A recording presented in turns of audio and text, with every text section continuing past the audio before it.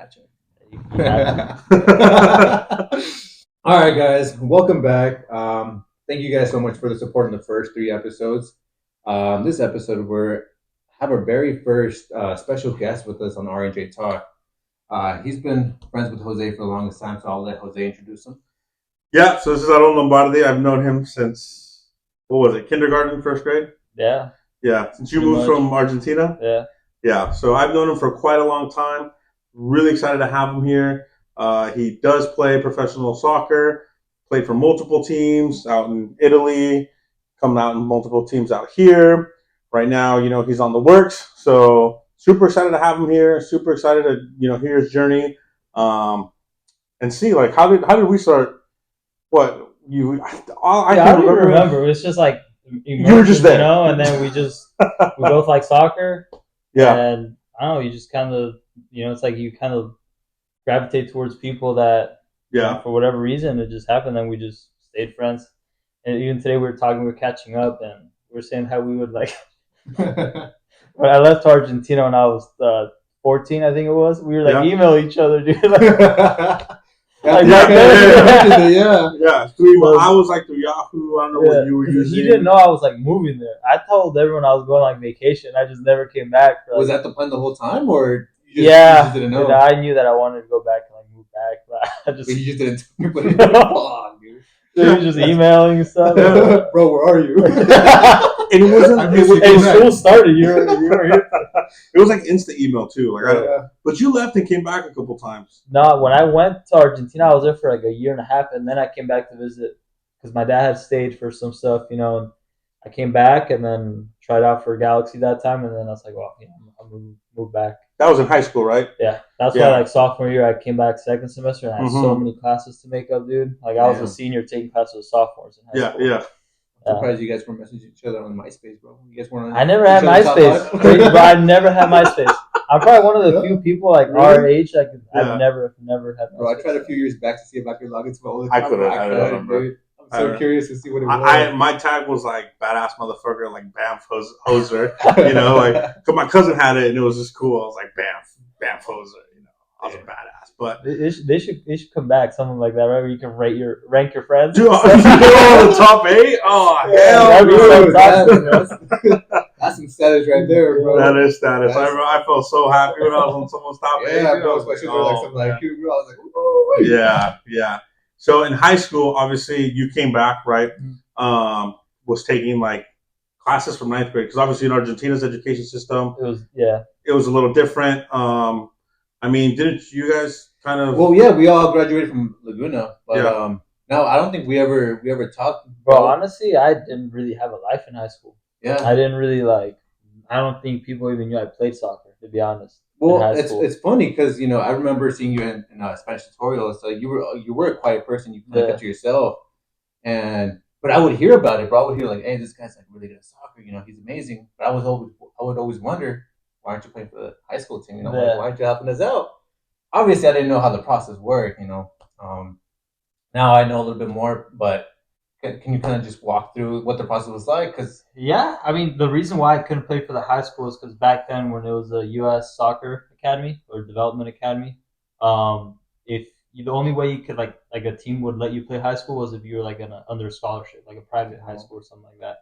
And at the time, I was playing for LA Galaxy Academy, so for me, it wasn't really worth it to like want to play high school. Right. So that was pretty much the reason why. And then the reason why I was just like kind of quiet to myself is because the schedule I had was just so crazy that during lunch, when everyone would leave to go do stuff, I just would stay in a class and just do homework. Right. And the times we did have time for homework, I would just do it. So I wouldn't have time at home to do it, So, and I wanted kind of to still have good grades for some reason. It's not like I really liked school, to be honest, but like maybe it's just that competitive part of me. Like I just wanted to like try to do good in both things and stuff. And because I always, my parents always thought education was important, so I just kind of stayed to that. And I was, for that age, sometimes I look back, I'm like, wow, it's crazy how I was just very, like I had my eyes on what I wanted to do and I just did it, even though there was like so much outside noise and, parties here or this or that. I just never really caught my attention. I just wanted to play soccer and that's good, do well in school. And even I would say it. I mean, just kind of like how you said, tutorial, you would be doing homework. You'd be by the by the little snack machine Yeah. doing homework. Yeah, You're always doing homework. I remember I walked by and say what's up, and I'm just like, he ain't living. But it's crazy to think now, right? Because me and him talk about it. I've talked about it to you a lot. How focused you were into the bigger picture, right? Your bigger picture was getting into soccer. Getting there professionally, which you've been able to do. Obviously, at the levels that you've done it, right? Another question like that we wanted to know was like, what was a big inspiration for you? Like, what inspired you to do that? Obviously, like I know, and I just want them to know. Yeah, that's a good question, and sometimes it's like hard, when some like people ask you that because you kind of makes you like think because it's not like I have an answer like right off the top of my head, but I don't know. To me, it was the one thing I always enjoyed doing. Okay. And like no matter how old I got and stuff, like what other distractions come your way, as you're growing and other interests, like soccer was just always number one for me. And I just knew that's what I wanted to do, especially like even though I grew up here and I was 6 when my family moved over to the U.S.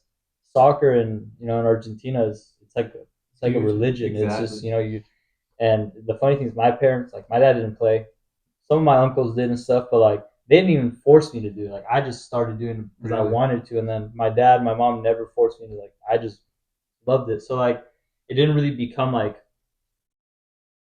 a choice or an option. It's just what I naturally just wanted to do, and I just never really doubted it, or I just always knew I just wanted to do that. And thankfully, obviously some things, sometimes you try to have a plan, but things won't always go your way. But I'm so grateful for all the experience that I've had that have led me to this point. Because sometimes you can kind of think back and be, oh, I wish this would have been different, wish that would have been different. But the older I get, I do really believe that everything does happen the way it's supposed to. Right. And we might not know the answer next year.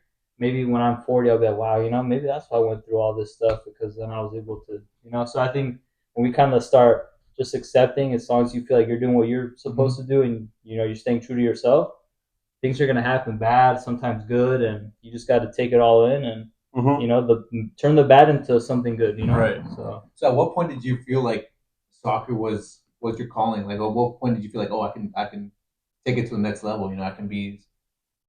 I don't know. Always, I didn't know like, oh yeah, I'm gonna be pro when I was 7. But my mom would always joke about like saying when I was 7, there was a commercial back then, and it was like I think it was like a Coke or Pepsi commercial or something, and it was these like Argentinian players like snapping their fingers and be like, oh, give me a Coke or something like that. And I would always tell them like, I'm gonna be like, obviously I didn't get to play for the national team like that, but I always had that in my head like, oh, I'm gonna be playing, I'm gonna be cool like that. Yeah. But I remember even talking to your parents, like, and funny fact, when I went and talked to your mom, and obviously I'm close with your family, and they were like, you were just scoring goals left and right anyway. So it was just cakewalk for you. You were scoring 6. Yeah, when you first got here, you were what? How old were you when you first got here? 6, 7, scoring multiple. The funny thing is, in Argentina at that age, you have goalies and like an actual little goal. And I remember coming here, I didn't even speak English, and I just wanted to keep playing. So my parents found AY. So I went, and I remember showing up the first day, like little memories I had, and they used the little pug goals. Yeah. And I remember standing in the field and just like looking. I'm like, where are the goalies? Yeah, no goalies. No goalies. And then I was like, no goalies. And then I remember the kids would all just run after the ball. So I would just get the ball and I would score like in AY. I saw like 7, 8 goals every game. I was like, this isn't even fun. Like, what is going on? And I remember my dad tells me the coach for AY. So like, pulled him aside one day and say, hey, like, this isn't gonna work for yourself. Like, you gotta like figure something else out for him. So obviously for me, I know that in high school you had a choice to make, right? Yeah. And I always, we talked about it even earlier. You kind of, even just looking at your demeanor now, like that choice was a very, very hard choice to make at 18. You had the choice of getting a contract, sticking to the academy, right? Galaxy 2 at the time, 2014, It was the first year that they were starting that. They introduced it. Mm-hmm. And then you had the choice of the scholarship. Going to college, right? And you obviously chose going to college. Yeah. What influenced that decision? Sometimes I try to like think back to that because it's something that I've thought about a lot, and now I'm okay with the decision I made. It's still a good one, and I had a lot of experiences. I Mm-hmm. mean, college shaped me a lot into like a man. Right. Like it taught me a lot of things. I went through a lot of hardships and this relationship stuff. And it was the first time I was really away from home, even though I was still close, but away. Um, but I don't know, like, cause I always knew I wanted to play soccer, and thinking back, I'm like, why didn't I like sign the contract, Mm-hmm. And like, that's all I ever wanted to do. But part of me, I was like, I'll go to college and play after, which I was able to, but like, maybe not to the level that I would have liked to. Um, and I just I still didn't know too much about how college was, but it is hard, if you're trying to just play soccer, that the season's only 2 months long, and then Yeah. spring, and there's it's a 3-4 years of like a player's like development that's Right. like very important still when you're that age. Um, but it is what it is. Everyone has their own. There's players that have gone to college and are playing Premier League right now. So everyone has their. Some people college is good for them, and for others, for me maybe college soccer didn't really work out the way I thought it would have Right. been. Maybe because I didn't have the luck of getting drafted and doing that. So um, yeah, I mean, But it brought it you to is. where you are now, right? Yeah, exactly. Because of that, I always think back, like, maybe if I would have signed a contract, who knows what would have happened, Exactly. instead of going to college. But, I took that route, and I met people that I would have never met. Yeah. I've got to travel. I've got to take other, so it's Yeah. like, at the end of the day, I'm still happy where I'm at. I'm still Mm-hmm. being, like, able to do what I love. Even Yeah. though, like, every athlete would admit, like, if they're not on the top level, like, Yeah. they want to be there. Obviously, I would Yeah. have loved to get It's, there. it's part of you can be in the sport, the Exactly. competition, right? If you're not competing, then what the fuck are you doing for? Exactly. But at the same time, I also got to remind myself, like, yeah, even though I wish I was higher up, there's still hundreds of thousands Yeah. of kids that would love to be in my shoes. Absolutely, man. So you just sometimes it's so easy to get stuck on like wishing, oh, I was here, instead of like being grateful for. And they say that comparison is the thief of joy, Exactly. So comparing yourself to some of those athletes is like, I mean, kind of like you said, it wasn't even forced upon you. You started playing for the love of it, and to get where you are now, I think that's a huge accomplishment, man. But you kind of touched base on like the whole traveling part. I know that you played in Europe a little bit. Can you tell me a little bit about that? Yeah, I mean, I just knew there was at that time I felt like I was struggling a little bit with soccer here in the U.S. and part of me was like I wanted a little change. I wanted to try to breathe like fresh air. Right. And since my grandparents are Italian and I was able to get a bunch of documents needed, I could fly over there, get my citizenship and stuff, and kind of experience different culture. I didn't know the language anything, so I just went and I just like, and it worked out for me. I like was able to make my own way. Without any contacts, anything. So that's like, for me, it felt like, wow, like I did this, without even knowing the language. And I met a lot of people, made lifelong friends. Right. And it was a different experience, like it's obviously there, like they live it kind of the same way they do in like Argentina. Maybe not as passionate, but you can see it, like soccer over there is big, like little towns and big cities everywhere. And just the way of the lifestyle was so nice. Or that's what I really liked. Yeah, that's what I hear. I hear like the lifestyle in Europe is like completely different. Dude, I would call him. This dude's waking up, little tea, I could see through the WhatsApp call, the FaceTime call, the air's different over there. He's just, I'm chilling, dude. Everything's good, grand. I'm like, he showed me the fields because you weren't in the city. You were in a little more like a town. Yeah, more like a town. And it was beautiful. I remember you showed me it was beautiful, peaceful. Yeah. You had to ride buses, right, to get to places. And yeah, dude, I would FaceTime him like, damn, dude, this guy. I'm over here 9 to 5, working like fucking California Air. The American dream. Yeah, the American dream. They don't know about that European dream though. Like I know you told me earlier, like you would love to go back to play in Europe, How is life different from here in the U.S. and obviously in Europe? Like for me, it looked like it was more peaceful. Yeah, I mean, there's good things about the U.S. and great things about Europe. It's just what you prioritize or at that moment what you enjoyed. The thing I enjoyed about like Europe was, and I always try to like explain it this way to people, is that think about like a calendar, right?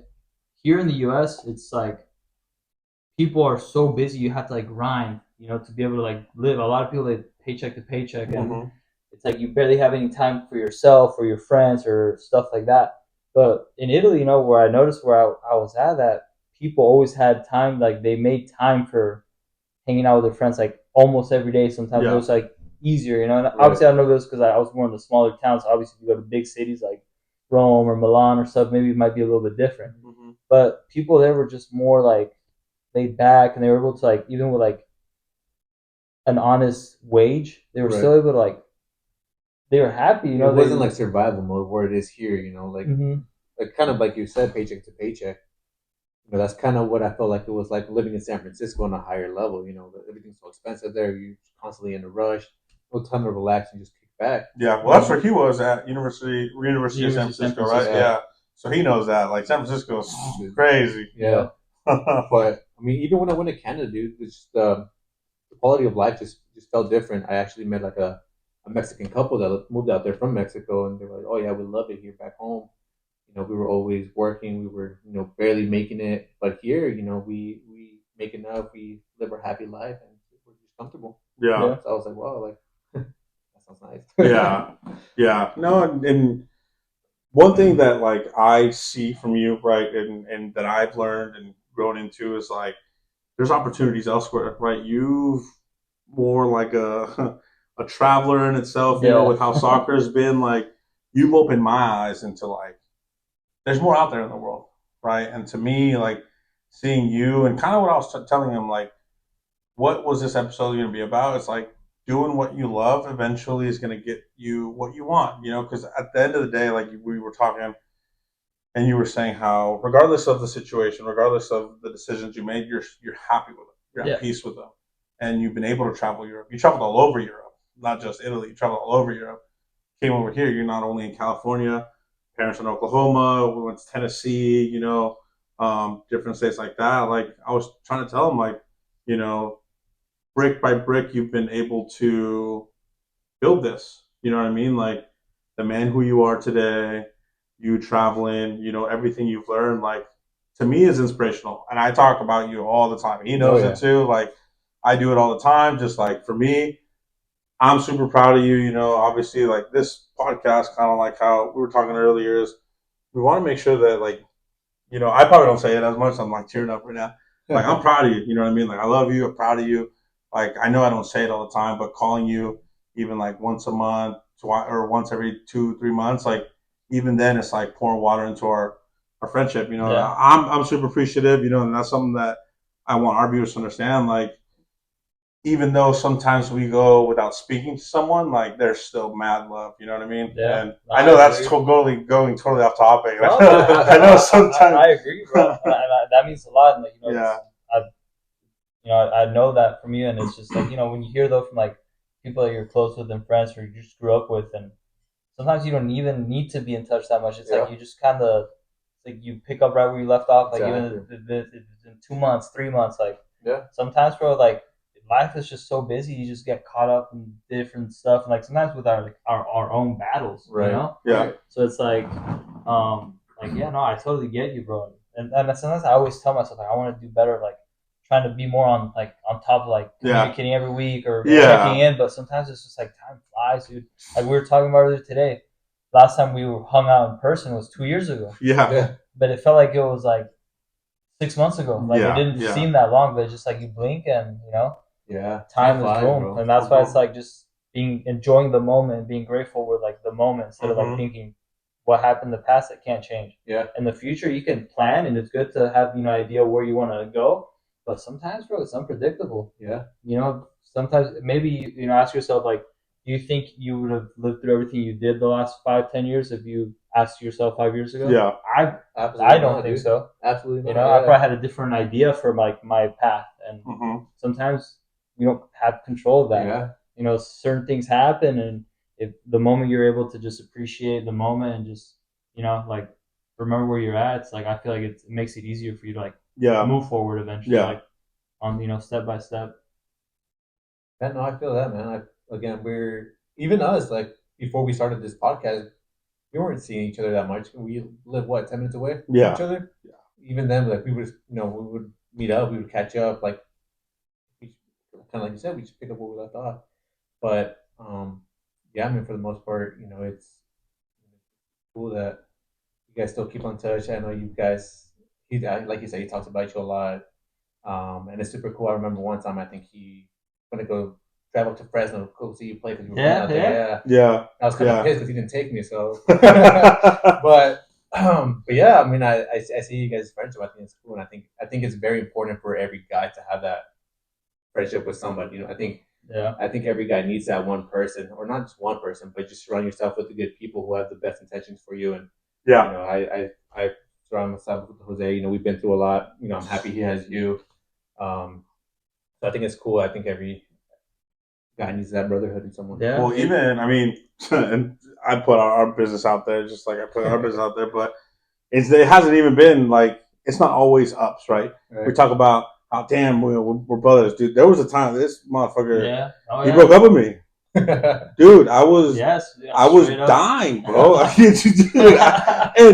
and you know a little bit of context, So I was right? just a repo. No. Hey, that was Damn. No. But kind of like the same thing that happened with us, which we'll get in touch with that, you know, another day. But, you know, for 4 years, dude, he was just come out and watch me play at San Francisco. It's 8 hours, bro.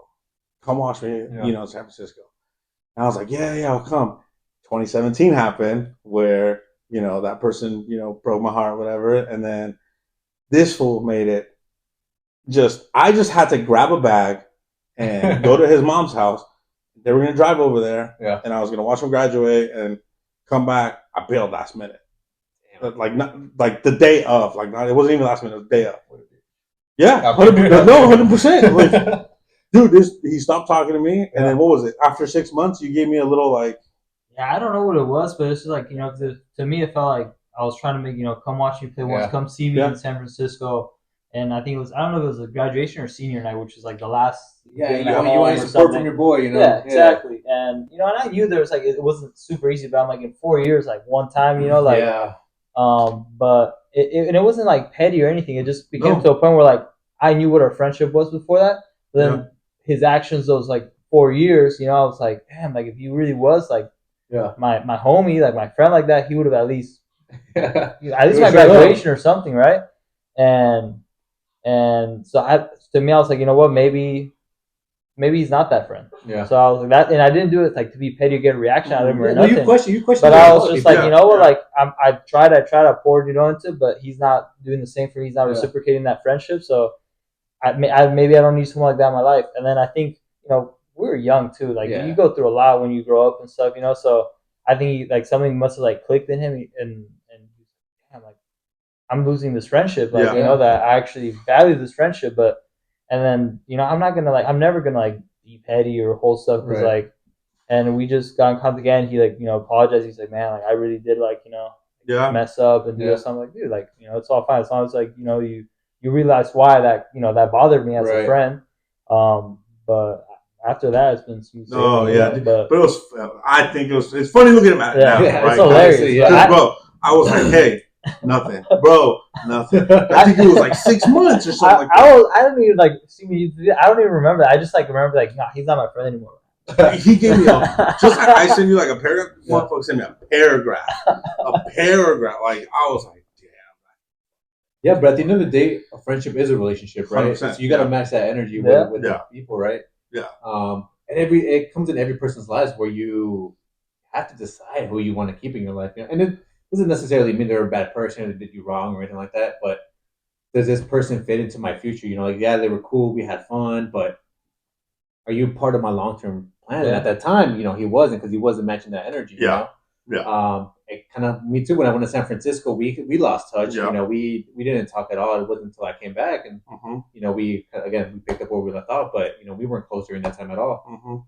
I think it's normal, man. It happens in every person's life, but you got to decide who you want to keep around in your life. Yeah, because it's like we say, like time goes like this. So like the time that you want to invest into people, like you want to make sure it's like they'll be there for you, like if you need them, or they'll tell you things straight up. Like if I go to Jose for some advice, I'm like, I know he'll say, except he won't care about like, obviously I'm not saying he won't care about what he says if he hurts my feelings or not, but he'll tell me what he thinks I need to hear instead of like something that will just, you know, that I want to hear instead, you know? So it's like, it's good to have people that will like to look out for your not best interest. sugarcoat everything. Yeah, exactly. Sometimes tell you things because it's hard sometimes to hear stuff that you don't want to hear. You know, but sometimes you need to. Oh yeah. And it's good to have people that will like be honest with you and like you know like if they see you kind of like going the wrong way or kind of they'll like call you out on it, but hey, like or check up on you and stuff like that. So and it kind of goes with like that. If they really love you, they'll love you for who you are. And I think that's bullshit. I'm like, you could be doing better, dude. Like, what the fuck are you doing? Get your shit together. Exactly, tough love. Yeah. And we tell each other all the time. And kind of, Bill will tell me straight up too. He's like, just stop being a little bitch. Stop being a little bitch. I'm like, fuck, you're right. I need to stop being a little bitch. Get my shit together. But it's important that again, have that brotherhood, man. Yeah. Have those people that you can go to and. At the end of the day, I want to see you succeed. I want to see you succeed. Because that'll only motivate you to succeed. Exactly. Like, fuck, you're successful. I got something up too. And it's like that healthy, like you push each other. Like exactly. It's a healthy.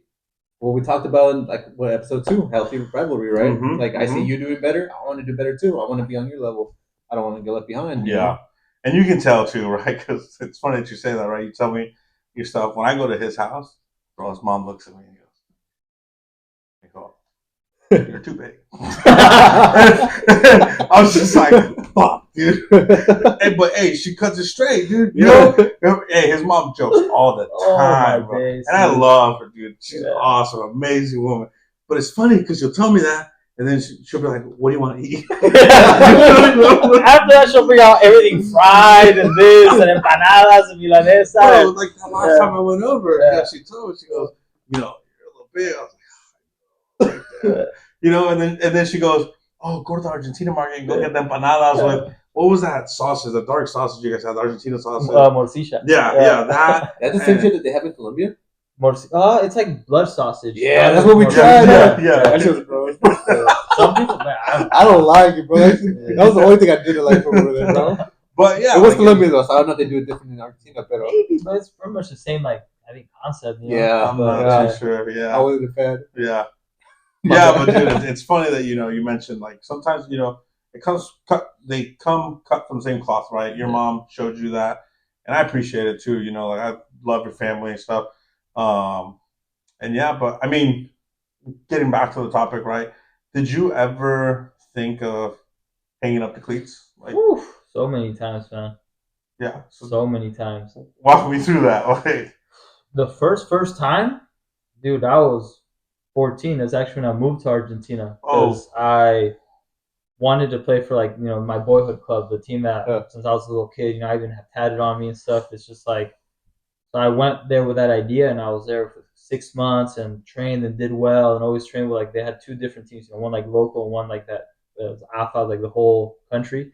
And I would always train more with that team and it looked like they were going to sign me and everything. And the last day, I remember my mom got called, and I thought, they want my mom because they're gonna, And I remember finishing training, walking up to my mom, and she was like holding tears in, and that's when I could already tell, something was off. And I remember her telling me that they really liked me, this and that, blah blah, but there's players as good as me, and they wanted me to go to another team that they could keep an eye on me, and all this, BS stuff. But she was like crying, she because she knew how much it was gonna hurt me. Right. And I remember going back home that day and just crying like crazy and why am I doing this? I'd moved from 14, 15, moving from country where I basically grew up over there where everything was different to being a little bit outcast. The nickname they had for me there, the kids, they would call me Shanky, like Yankee American. Okay. And to me, it kind of I kind of laughed at it, but it hurt because I always felt Argentinian, even if I grew up here. Because at home Spanish, the culture is just I was always around. That's how I got brought up. But I wanted to quit. I was I just didn't want to play anymore. Because of that. That was the first time. Then obviously my mom and dad were there to support me, and I just kept going. Then again after college, I wanted to. Kind of similar thing. I went back to Argentina, killed it. But kind of the same stuff, political stuff that happens in soccer. I had a similar experience. And I was like, why am I doing all this? Why am I sacrificing so much? I had already sacrificed so much. And again, running into But part of me was no matter how much I wanted to quit, I'm I sacrificed so much and I'm going to stop now. Yeah, you're right. And that's why. So it's you can look at it 2 things. I sacrificed so much. I don't want to keep sacrificing stuff. Yeah. Or even I sacrificed so much. I don't want to give up right now, you Right. know? Especially when you don't get time back, you know? Yeah. Mm-hmm. So that was the second time, yeah. And then I had 2 times for sure. Those 2 times I'd Yeah. say. Then I came back here and I was just playing, like just to stay shape and Yeah. play and try to Yeah. figure out what I wanted to do. And going to Italy kind of got me to want to, that motivation back. Yeah. But it's tough, bro, when when you know you are good Yeah. and you're just not getting that opportunity, or Mm-hmm. so I feel like I'm pretty sure a lot of athletes have Yeah. felt like they wanted to hang up their feet many Yeah. times. Yeah. You And I know? mean, And go I think on. that goes with anything, right? And Mhm. whether whatever field you're into, whatever Mm-hmm. dream you have, whatever goal you have, there always comes to a point where you kind of get stagnant, where that motivation ends, right? Yeah. Yeah. But I think at the end of the day, what matters is the discipline, right? So I'm assuming you probably just kind of kept doing, one more day, I won't quit today, one more day, one more day, and that kind of Yeah. keeps stacking up, where you kind of eventually you do get your group back, you get your motivation back. You're like, okay, well, I took another step forward, Yeah. and you kind of keep moving there. But Yeah. I don't know what. I mean, I can relate to that too. Like, I mean, not in sports, right? Because I mean, obviously, I hung up a long time ago, but even in the corporate world, like, I think it was a year and a half. I was trying to get promoted, dude, and everyone kept saying, "You're good enough, but not there." And I knew I was good enough. I was running laps around these people, on how to do their job, but I was never getting picked. I was never getting chosen for some reason. The day where the interview came, I just didn't perform at my full capacity, and it was Yeah. always, you're good enough, but you're good enough, but for me, like, kind of like how you keep moving forward, you keep thinking positive and taking that feedback and moving, one step further, forward. Finally got promoted and stuff like that, but it took me 7 rejections. I was done, dude. I was like, "F this! I don't want this anymore." Like, Yeah, I was trying to look for an out, but I was like, dude, kind of like how you said, that's 5 years of my life that I did. Like, I yeah, can't give up on that right now. Yeah. Like, it just hurt. You know what I mean? I don't know if it hurt more the 5 years that I spent trying to get it and then not getting it, or I don't know. Yeah, but yeah, Yeah, I no. can definitely relate to At the that. moment, sometimes you don't know. Sometimes you don't really know. You just kind of act on, Mm-hmm.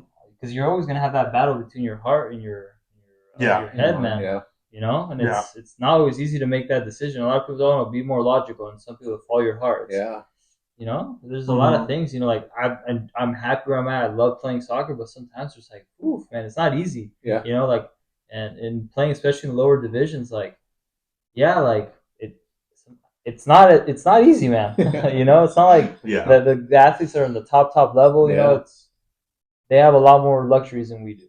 So it's absolutely, like a lot of us that play in lower leagues is because we truly love the game. right, You know, yeah, so that's more of the heart than the head making yeah, the decision. yeah, yeah. And I saw that. I saw that obviously with the situations that you were in. Uh, had a lot of heart, with those teams that you were playing with, which is crazy to me. I think he has, a big question. Obviously, he wants to ask you, revolving around you.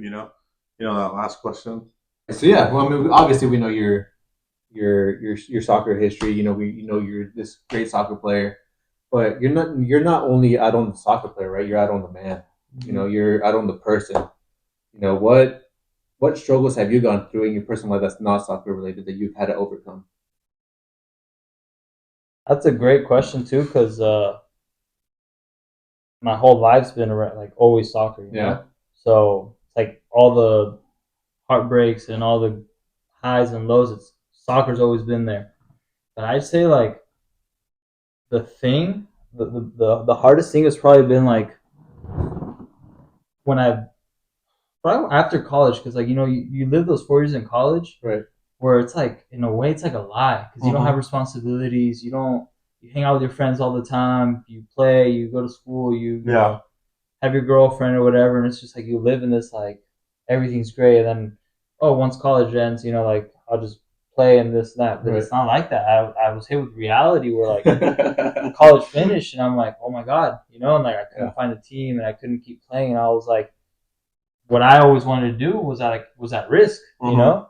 So then that's when, like, that really challenged me as an adult, to start thinking like an adult. I'm like, wow, what do I want to do in my life? Mhm. Like, am I gonna grind and try to, even though I'm not going the path. Because sometimes it's also a thing of like pride, and like you have to swallow that pride where everyone, the way I saw it at least was like everyone from that knew me from a kid knew that soccer was always my thing. I was such a good player growing up and this and that, and then to like know that you like failed everyone in a way, like by not making it or by not making it. Because that's what they knew you as, right? They knew you everyone like it was soccer, like that's everyone knew me. Like I remember like when I was a kid, I was like 9 or 8 when I was playing for a local club here in Southern California. Kids later on told me that they thought of me as the little Argentinian kid with a mullet that didn't speak English but was really good at soccer. Like it was just like soccer. So it's like you get stuck with that reality, like wow, like that's who you are, and then it's like it's not there or it's at risk. Yeah. And it's hard. It's like it's a comparison or think about what other people's opinions are, but sometimes it's hard to like be like, wow, everyone thought I was, and then now maybe I won't. So it's like I got hit with that. It was like reality hit hard. And that's when I had to make a decision, like, wow, like what do I want to do? Do I want to like give up, or do I want to like just find a way? Yeah. And I think that was the hardest thing because there's so many like struggles I went through that I wouldn't share with everyone. Like even the times I wanted to like hang up after, like the first time my parents saw it, but when I was older, people would ask me about stuff, and I would always respond with something positive, always trying to like be. I don't want to like bring people down, and deep inside, I'm struggling, and I'm like not negative, but like just hard on myself. But when I talk to someone, they don't see it because I'm always like, if they're going through something, I'm positive, always speaking positive stuff, and always like. But inside, I'm like, man, I need some of that for myself, and like I wasn't finding it, And then you just kind of try to surround yourself with people that will be positive to you, and you hear that stuff. So I think that was the biggest thing, was like realizing that I was at risk of losing what I worked for my whole life, and I had to make a decision of like, am I going to get out of this, mental struggle? Because I think that's what a lot of, you guys have touched on before, like guys and not being able to, share how they feel, or like sometimes always feel like that to hide how they feel, because they don't want to be shown as like weak, or you don't want to like bother the people with their, your problems. Because as a guy, you're like, I have problems, right? But Jose, he's a guy. You're a guy. You're probably gonna have the same problems I do. So why do I want to throw my problems to you? You know. But then like once you kind of start talking about stuff, like that's why my friend's there for me. Like he wants to hear that stuff. Vice versa. But for some reason, bro, like guys were just like that. Sometimes we're close off, and we don't want people knowing our struggles, And even when they ask, you just smile, like, oh, everything's good. We'll figure it out, right? That's what we always say, right? We're fine, we'll figure it out. But yeah, I mean, again, I just think it's important, again, have that brotherhood, right? Have that someone you can go to and talk to. And it's not even going to you to solve my problems, right? And kind of like you said, we feel like we're burdening you. You got your own problems. Why am I coming to you with my problems when you got to fix your own shit, But at the same time, it's just letting something out, just releasing something. He's going to hear me out. I'm going to hear him out. You guys can hear each other out. And it's just that listening to each other, kind of like you touched base earlier today off camera. You said just even talking about it out loud kind of makes you think, and you figure out your own solution. But again, it just comes with that importance of having a brotherhood, having someone that you can talk to. It doesn't need to be, you don't need to be sharing everything with everybody. Just having that one person, that helps you feel better. But a lot of men's mental health is not talked about enough. I don't feel like, I don't know about you guys, but I just think that there's a lot of things that men are going through that, a lot of people don't realize, like I don't realize all the problems you guys are going through. You guys don't know all the problems I'm going through because we don't talk about it. Right? It's not talked. So in our head, we're like, oh, it's just me. I'm going through all this shit. But in reality, we're all going through this shit that we don't talk about for some damn reason. I don't know what it is. We just have too much fucking pride, or we just don't like feeling vulnerable. Or that, or sometimes the time, or like it's like you never find the right time. But sometimes there is no right time. So it's like it really is hard. But it's something I've tried to like kind of work on, like myself. I'm like, what, find people that you can you feel comfortable talking about it. Because sometimes like you got something like, I don't even need an answer. I just need you to listen. And there's a lot of people that are willing to do that, and they want to do that for you. So like once you find those people, especially the older we get, because before, like, maybe friendships was like, oh, who's cool, like, cool. But Yeah, the older you don't want to share that shit. no, the older you get, it's like you change your views on like who you want as like friends and stuff. You know? But now, like talking about all this, it kind of brings back to the question you just asked. The last question was that also, like, even though soccer's always been my thing and it's been my life and I want to do it until like my body says no, like the older you get, you do realize there's a lot of more stuff that's important. Like soccer's just here compared to like all the important stuff there's in like life. You know, life is way more about soccer for me. You know, for anyone else, it could be their job, their passion or hobby or whatever it is. You know, it's like there's only so much you give to it, but you also gotta like make time for other stuff, priorities like friendships, right? And eventually, if it's a dream, like one of my dreams eventually is starting my own family and stuff like that. So it's like you gotta always stick to what you love, and I'll always do soccer. But the moment that I'm not happy anymore doing it, that's when I gotta like be like, hey, like it's not the most important thing, right?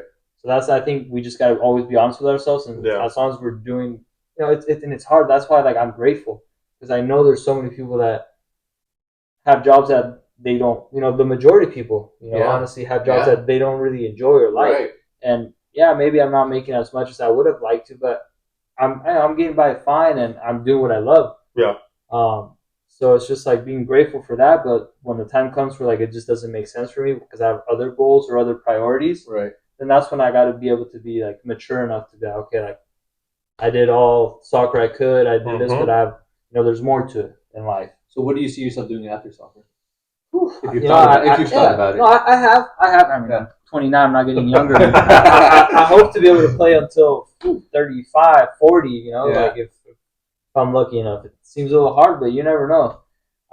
But I just feel like I always ask myself like, maybe I would like not do anything with soccer and something that I study. I speak a few languages and I love traveling, so I was like, maybe I could get into corporate something with either a still have to do with sports, but like be able to travel and do stuff like that. And then part of me is like, I don't know. I just feel like if I've always done soccer my whole life, I feel like that's where I have my most like knowledge and experience and everything. So like, I really do think that I want to coach after, like professionally, like soccer. And I've had so many different coaches, and I feel like every time I found myself experiencing these like coaches, I like take notes like in my head, like what I like from certain ones, what I don't like. So like kind of shaping my own like identity for when I become a coach, how I want to be with my players or my mentality or ideas or stuff like that. So as of now, I would really like to coach after, but it might change, like it's like we were talking about earlier. I could have that plan for me, like, hey, in 5 years or 10 years, I want to be a coach, but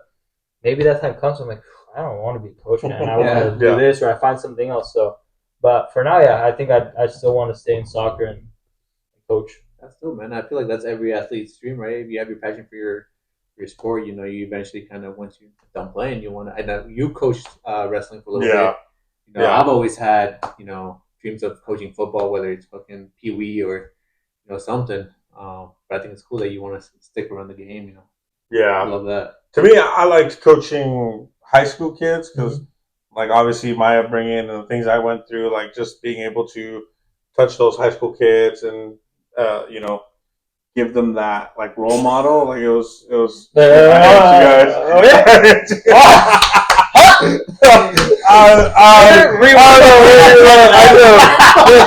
I saw you stare and I was like, I don't do the same thing, but then I can't stop the highlight. That's cool. No. But third episode canceled that. No, but I get over there. What I meant was like, I did coach for like 2 years, and it was great because I lived in Arizona at the time, and then the parents were coming to me, "You're here coaching our kids?" Like, yeah, that's what I want to do, and the kids were all happy. I still talk to some of them to this day, making sure they're okay. To me, like high school is what I would have loved to do, but it's kind of crazy what I was telling them because we were trying to come up with what this episode was going to be about, right? And we were like, "Nah, we're gonna scratch it for next episode." But it's funny that you touched that. You were like, I just want to do what I love, and until soccer is not what I love, I'm going to move on to whatever. It's like you've done what you love to this point, and it's gotten you to where you've gotten. Mm-hmm. You know, not saying like you said, maybe it's not the Lambo. You know, you probably don't have the Lambo, the house you wanted, but you have that peace of mind of saying, I've done what I wanted to do. You've traveled, you've done you've done a lot of things that other people look at you and be like, damn, he's done a lot, Even for me, I think like, Yeah, dude, I think that's dope as fuck, dude. Your life, I'm like, fuck. I wish I could live a month in his shoes, bro. Fuck. But then it brings up to the like, oh, I wish I had his life, but we don't know all the hard work you put in, right? Yeah, all that struggle, like we just see the roses blossoming at the end, and we don't know what you again, kind of going like he's not just out on the soccer, but he's out on the person, right? Yeah, yeah. Like he's probably gone through some shit on his own, like that we don't know about, that not a lot of people know about. That we're like, well, fuck, well, maybe his life's not that perfect. Still a great life, by the way, but it's just those hidden things that we just don't know about, and but I mean, from what I hear, it's like I think you've done what you love, and I think that's so dope, dude. I think that hats off to you. I think you've accomplished a lot, even your whole life, bro. I think it's good. It's a great story. Thank you. And it's not over, right? Obviously, we're still working on getting better, and you're still working on getting better. And there's never too late to change things or learn things, bro. There's people that become successful as like everyone has their own definition of that, but there's people that have made something crazy happen at like 55, right, at 60, like. So, like, I just feel like everything that happens eventually, like I was saying earlier, like you might not know why certain things happen, and instead of having, I think it all comes down to perspective. Yeah. Mm-hmm. As long as you just try to always have that, and I'm not saying always be happy. Like you're gonna be depressed or sad, or you have to give yourself time as a human to like take in those feelings. You can have the ups without the downs. Exactly, but if you can, because the only way to go up is if you're down. Yeah. And if you're up there, like any second, you can. What goes up must come down. So it's like you just gotta always have your eyesight on something, or just like friendships. When those times are hard, you have people like help you get back up. But just perspective, man, because like if something bad happens to you, you can either feel bad for yourself and always say, "Oh, why me? Why me?" But it's like, why not you, dude? Like, why are you so special compared to the millions and billions of people on this planet that have like like. You have it hard. There's someone else that has it way harder than you. And when you have that perspective and that mentality, like, and just like be grateful and just like find the way to get out of that, or maybe that's happened because it's gonna help you shape you into something else. It just becomes a little bit easier to life is not meant to be easy, man. Yeah, no. And like you said, we might see someone else's life that looks great, but you don't know what happens behind closed doors. Yeah. So. Sometimes we just got to look into ourselves and be like, like, am I happy? No? Okay, then what can I do to get there? Yeah. Yeah. And I think, and it's funny that you and I touched base earlier. Next year you want to go back to Argentina. He wants to travel Argentina. Bro, I've always wanted to go to Argentina, bro. Argentina. Oh man, it's something about the Argentinian women, bro. Fuck. But besides that, oh no! Besides that, I heard it's pretty cool, But obviously, you're from there, you know the place, When we do go, and if and when we go, well, we are gonna go. We're gonna go. Well, he wants to go next year, so yeah. So. I'm telling you, it'll be a lot of fun. Yeah. Well, what do you recommend doing out there? What food should we try? What should we see? Go to a soccer game. Yeah. I mean, obviously, if you could go like to one of the bigger teams, but Buenos Aires, you got Boca River. If you go to even Rosario, where I'm from, bro, Newell's game, the Central game, like obviously Newell's, that's my team. Yeah, but I would be more hurt if you went to Central and not Newell's. We're still gonna be friends. Yeah. But just like the way they live it there, bro, is just something people go like, wow, like the passion. It's just like the people are crazy there for it, Yeah. So do that. Like, soccer game for sure, and then, bro, eat asados, like meat over there. If you like eating, bro, go eat all the food you can, like asados. I remember when I go there, bro, I eat asado like every day. It's probably not good, but definitely not. We'll do it. Hey, what vacation, it's amazing. Bro? And then don't get gout, bro. It's all meat. It's all red meat. It's good, bro. It's the best. You already heard first, man. It's the best, man. But no, just like I mean, it depends where if you're just gonna go Buenos Aires, obviously you travel. Rosario is big city, but Argentina is like a lot more than just that. You know, it obviously depends how much time you have. If you go a little bit north, you have the waterfalls, like Catarata, Iguazu. Amazing. You know, so you're there and you're just like, you just forget about everything else and you just look at it and you're like, wow.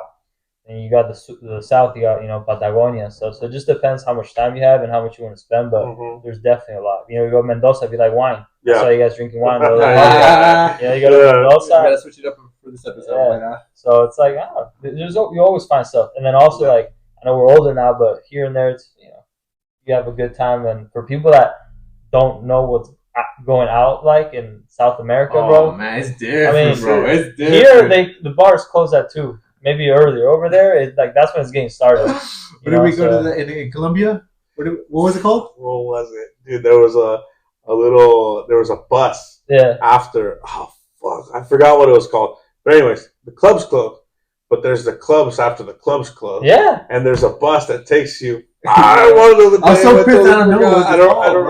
I don't remember the name. But even in that bus, there's music. People are dancing. Like, you're still vibing as they're taking you to the club after the club. And we're just like, what time do you guys close? 8 a.m. What the fuck? We went and then we were out and it was daylight. Like, we were out in daylight and then it was nighttime and then we were out in daylight again. We're like, what happened? Well, we were stressed out though because it was like what we got out of the fucking the bars and shit. So we were like just walking. We were about to head back to the Airbnb, and there was this person that was like, "Hey, you guys still trying to party?" And we were like, "Fuck it."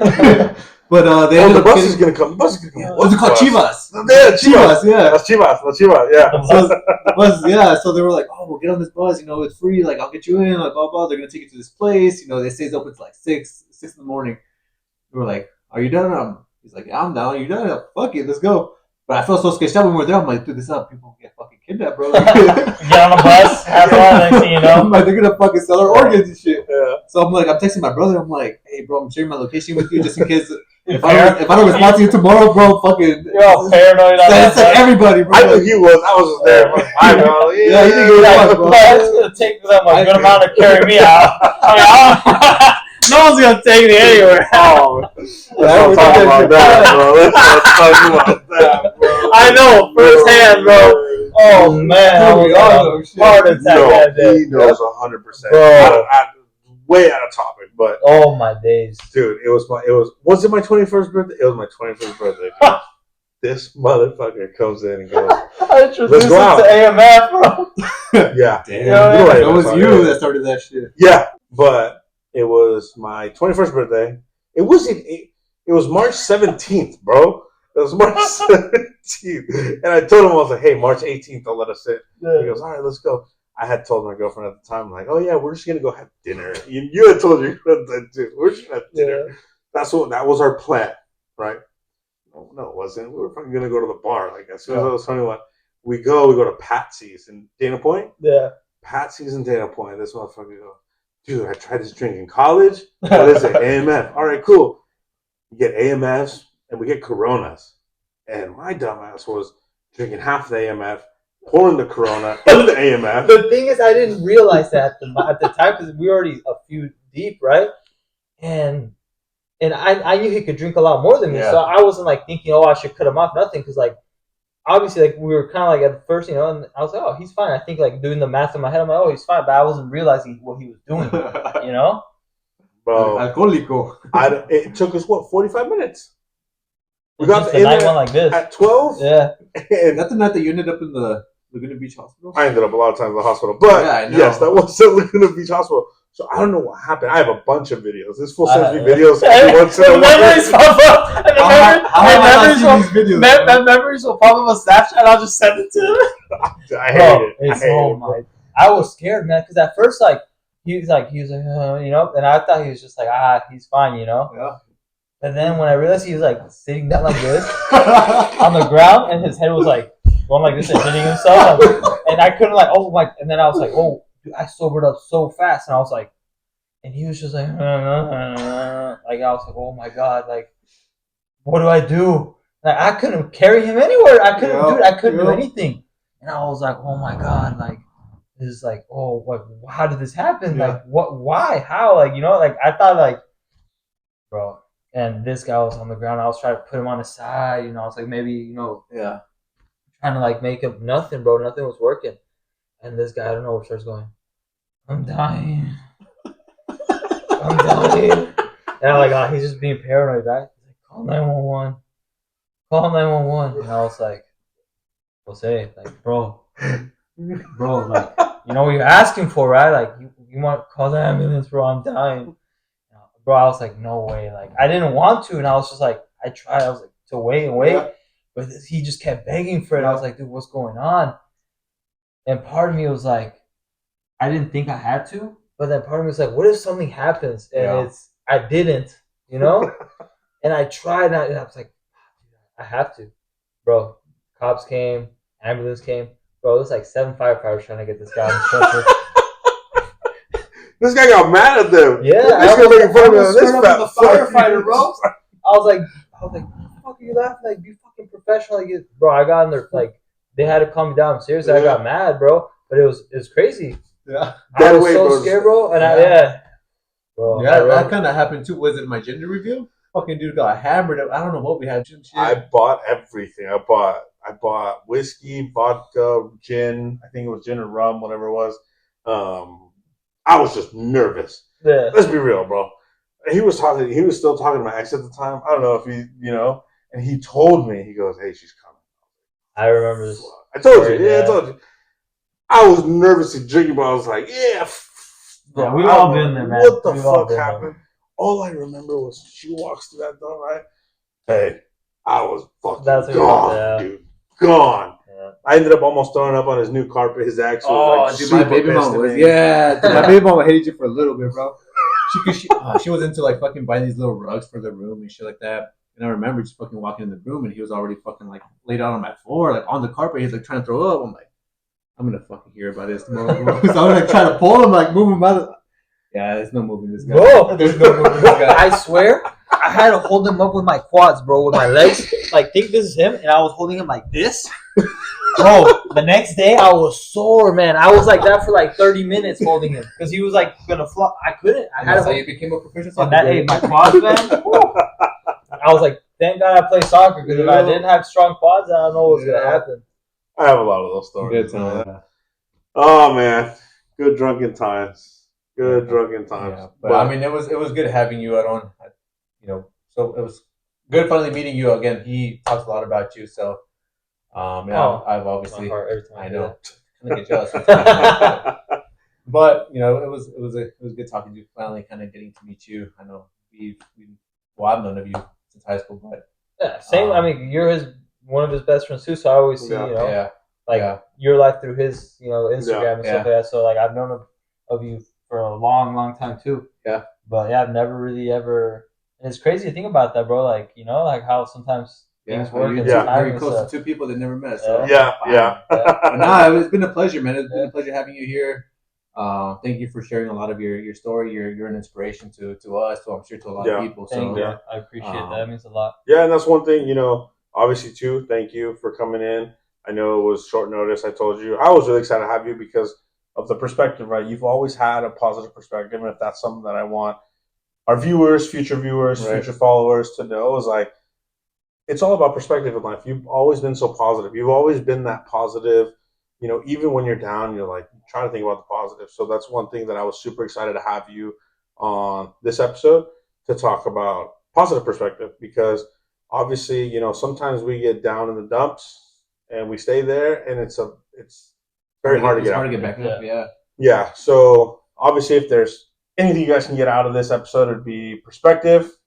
He's a living proof of it. Obviously, we're still trying to grasp it, but thank you guys so much for, joining us on this episode. Please hit that like button, subscribe, and follow us on TikTok, Instagram. We got it this time. Yeah, we got it this time. But if there's any last message you want to send us to our viewers?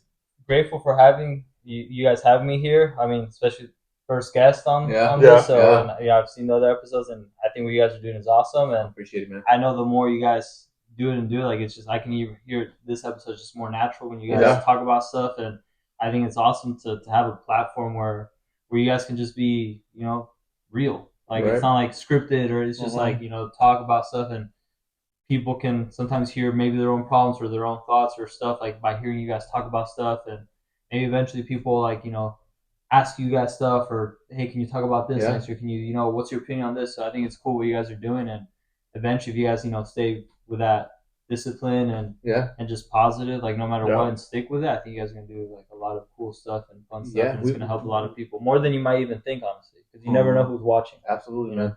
Absolutely. And we plan on doing that, man. I think we're going to stick it through it. We're going to be consistent with it. Again, we're not just here to talk about our problems, our struggles, our experiences. We also want to talk about people's achievements, men's achievements. And you're a perfect example of that. Thank you guys for listening, for watching. That's a wrap. That's a wrap. Thank you. All right. That was fun, man. Like honestly, like